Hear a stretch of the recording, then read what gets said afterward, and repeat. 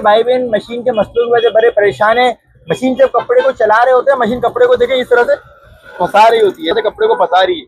अगर आपकी मशीन इस तरह से कपड़े को फंसा रही है तो आपने क्या करना है, कपड़े को जो मशीन फंसा रही होती है इसके लिए सबसे पहले आपने मेरी आईडी को फॉलो करना है, इस वीडियो को लाइक करना है और आगे शेयर करना है।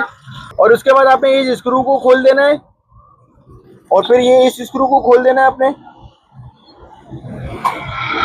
अब ये देखें, ये जो नीडल प्लेट होती है ना, ये बैंड हो जाती है, देख रहे हैं आप, बैंड हो गई है, ये फोल्ड बैंड हो गई है। ये देखें, ये पीछे की तरफ झुक गई है, ये देखिए आगे से बैंड हो गई है, अंदर की तरफ दब गई है। अगर आपकी मशीन में इस तरह की शिकायत है, आपने इसको उल्टा करके रखना है और उसके बाद आपने हैमर से सेंटर में इस तरह से इसको प्रेस करना है और ये बिल्कुल अलाइनमेंट इसकी चेक करने, सीधी हुई नहीं हुई। अगर ना हो तो दोबारा से आपने इसको रखकर और इस तरह से प्रेस करना है और देखें अब ये बिल्कुल स्ट्रेट हो चुकी है।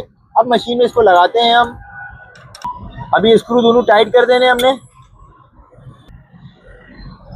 अब देखें ये मशीन हमारी सलंग करके कपड़े को निकाल दी।